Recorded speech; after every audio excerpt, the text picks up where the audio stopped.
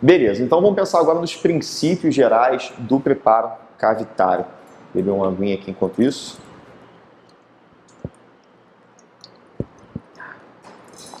Bom, o que são esses princípios gerais do preparo cavitário? Os autores buscaram informações e diretrizes para orientar como deve ser esse preparo cavitário, independente da cavidade. A gente sabe que cada caso é um caso, cada cavidade vai ser diferente uma da outra, mas você precisa de uma diretriz ou de diretrizes de como você vai seguir independente da sua cavidade. Você tem que manter aqueles padrões e aí dentro daquelas padrões você faz uma cavidade com mais segurança, com mais previsibilidade. Então são esses os princípios gerais do preparo cavitário. Vamos estudar então um por um, tá? Vamos ler aqui então. O conhecimento dos fatores etiológicos da cárie e o abandono da filosofia de extensão preventiva por si sós resultam em cavidades mais conservadoras. As cavidades atuais devem ser preparadas com base em dois preceitos básicos: máxima conservação de estrutura dental sadia e bom senso. O que está querendo dizer com isso? A gente sabe que antigamente não se sabia como é que funcionava a cárie. A odontologia já existia antes do conhecimento mais aprofundado de cariologia. Então não sabia a importância da alimentação, da dieta, da higiene oral. Então todo mundo já, na época, achava que ter cárie era normal, que todo mundo ia ter, que a cárie ia progredir de qualquer forma. Então já que iria progredir, já que teria que fazer um tratamento, quando ia no dentista, tinha uma cavidade e o dentista olhava, pô, pegou uma parte da face oclusal, mas futuramente a face oclusal vai estar toda acometida por cárie. Então eu já vou fazer um preparo, estendendo meu preparo, desgastando o dente para botar meu material restaurador. Já vou ganhar um passo clínico, porque eu sei que daqui a 6 meses o paciente vai voltar para fazer de novo uma cavidade nesse mesmo, uma restauração nesse mesmo dente. Tá? Hoje em dia a gente sabe, não, a gente consegue preservar. Se o paciente tiver um bom controle de higiene, uma dieta já mais equilibrada, ter sua terapia de controle, sua cárie provavelmente não vai progredir. Então você consegue fazer um preparo mais conservador. E claro, a gente já sabe, não existe nenhum material tão bom quanto o próprio dente. Então não adianta eu querer desgastar dente para botar amálgama, para botar resina, para botar porcelana, botar o que for. Nada disso vai ser tão bom quanto o próprio dente, quanto o esmalte e dentina. Então o máximo que a gente puder preservar vai ser melhor. E o bom senso sentido, pô, preciso restaurar? Tem necessidade? Se tiver necessidade, vamos tentar preservar ao máximo. Pô, tem que fazer uma cavidade. Será que essa cavidade vai se reter bem no material? Vai ser satisfatória para o meu material? Ou vai ficar muito ampla para o material, muito restrito até o momento que eu não consigo nem restaurar a cavidade? Então, bom senso vai entrar nesse aspecto aí. Então, vamos ver aqui. Restaurações do periodonto. A presença de saúde periodontal é essencial para a manutenção e ou recuperação estética, biológica, funcional do paciente. A manutenção das distâncias biológicas é responsável pela manutenção da homeostasia periodontal. Bom, essa são compostas, vou passar aqui para frente. O que está querendo dizer com isso?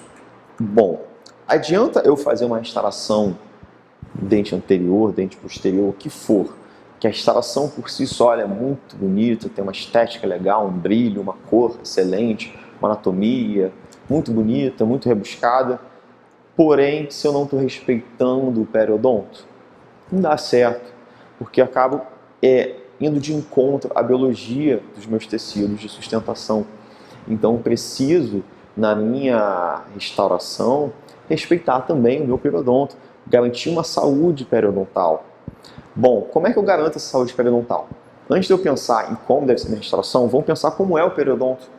Vamos analisar esse tecido, vamos analisar essas estruturas ali, esses tecidos, na verdade, não um só, mas esses tecidos que envolvem o dente. Vamos analisar essas estruturas para a gente entender qual é o padrão delas e o que a gente tem que respeitar. Até que ponto elas aceitam um material externo ali, e até que ponto eles já vão reclamar e vai ter alguma alteração já desagradável para o nosso paciente. E claro, para a gente também. Bom, a gente sabe que a inserção conjuntiva ela tem mais ou menos 1 milímetro, 1,07. O epitélio juncional, 0,97 milímetros e o sulco gengival, 0,69. É muito engraçado que a gente vê muito esse padrão aqui em livro, com uma imagem sempre meio distorcida, né? Deixa eu fazer um desenho aqui. Deixa eu ver se eu consigo corrigir um pouco isso. eu tenho aqui um dente, por exemplo, que eu tenho esmalte, que é a coroa, né? E botar a raiz aqui.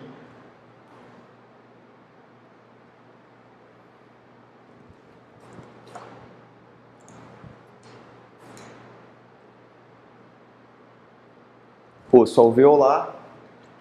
E aí eu vou ter aqui... Ficou muito alto o meu osso alveolar. Deixa eu descer um pouquinho aqui. Isso. Aqui eu vou ter ligamento periodontal. Acima disso, deixa eu desenhar aqui os detalhes do osso alveolar, como estava desenhando antes. Acima disso,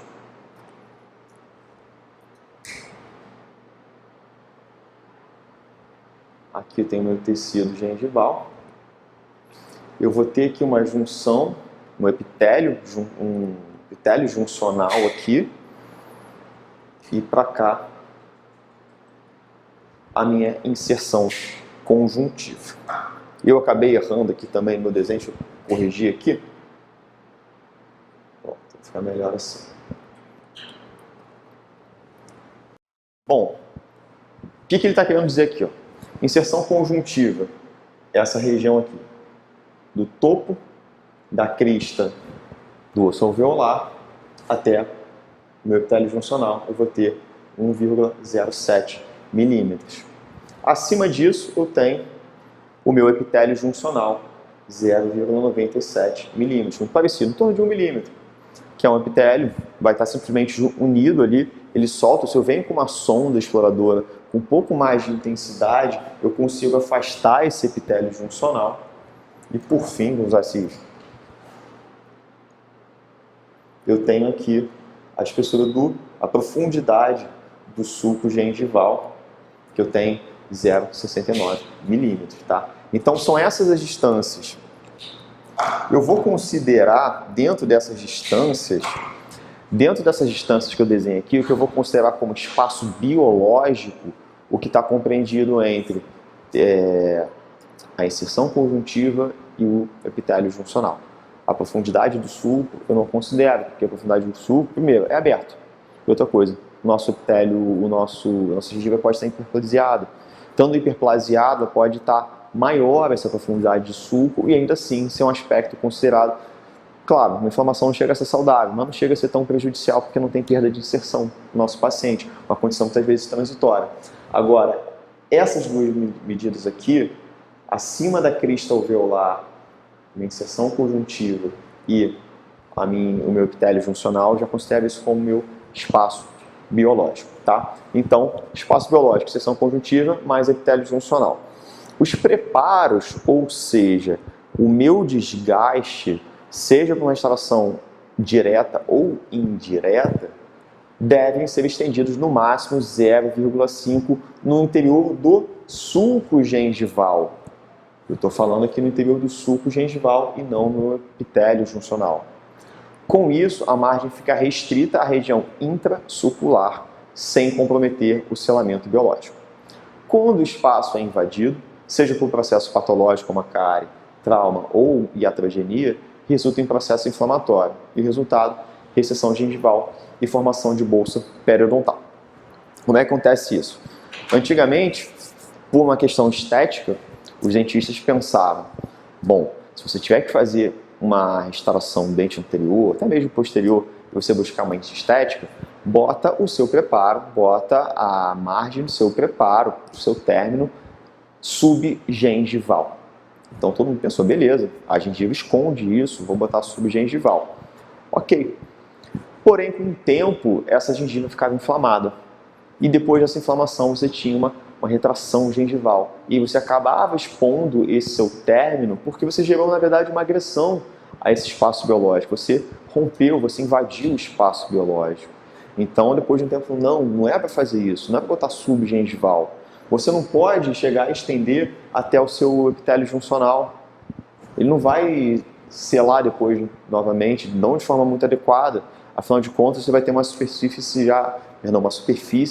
já não tão lisa como é um esmalte, até mesmo um cemento bem alisado, então você vai ter um pouco mais de dificuldade com esse epitélio juncional. E se você ainda desce aqui e chega na sua inserção conjuntiva, pior ainda. Você rompeu a inserção conjuntiva, ela não vai se ligar novamente à sua porcelana, à sua resina, ao seu amálgama, o que for. Não vai, então você vai gerar um problema nessa inserção conjuntiva, depois nesse osso alveolar e, consequentemente, uma retração para o dente, de certa forma, naturalmente, após um processo inflamatório, um processo lento, naturalmente ela vai tentar recuperar seu espaço biológico. Mas o que vai acontecer? Você perde aquela estética que você tentou quando botou o término para dentro do sulco gengival. Então, não é para dentro, perdão, para dentro do subgengival, não é para botar subgengival. O que você pode botar é um pouquinho dentro do sulco gengival. Num paciente saudável, a gente sabe que a profundidade do sulco gira em torno de 0,69 milímetros. Mais ou menos, clinicamente, a gente vai ver mesmo é 1 milímetro. Então, se eu tenho 1 milímetro de sulco gengival, a recomendação é bota o preparo, bota o término até 0,5 dentro do sulco. Você ainda está na região saudável, nessa região é possível ainda, claro, tendo um bom acabamento, tendo um bom polimento, uma continuidade correta, vai ser tranquilo, vai ser possível pelo menos o paciente conseguir higienização. Então tem que tomar muito cuidado e respeitar as bases biológicas nesse sentido. Então o que a gente vai passar para vocês aqui, que o Baratiev passa para vocês aqui, é que o seu preparo deve estender até 0,5 dentro do sulco gengival, preservando o epitélio juncional e preservando a inserção conjuntiva. Tá? Observação. Depois do preparo cavitário, limpa-se a cavidade com uma bolinha de algodão embebida em água oxigenada 3%, seguida de lavagem copiosa com água e secagem. Em seguida, aplica-se solução neutra de fluoreto de sódio a 2% por 4 minutos e espera secar. Outra possibilidade é hibridização com sistemas adesivos. É uma forma de você proteger também aqueles tecidos, não somente o tecido periodontal, mas também o tecido dentina. Você está expondo dentina, os tubos dentinários. Isso pode causar uma dor no paciente, né, o teu preparo, por mais que você esteja com uma instalação provisória, ali tampando, selando aquela cavidade. Uma das formas que ele faz, que ele orienta, fazer primeiro água oxigenada, que vai matar algumas bactérias. A solução de flúor também vai ajudar a mineralizar um pouco mais pelo menos tornar mais resistente essa dentina. E a hibridização, você faz o selamento dessa dentina. O que o Baratiev mostra é que você reduz bastante os índices de sensibilidade pós-operatória depois de um tratamento, depois de um preparo.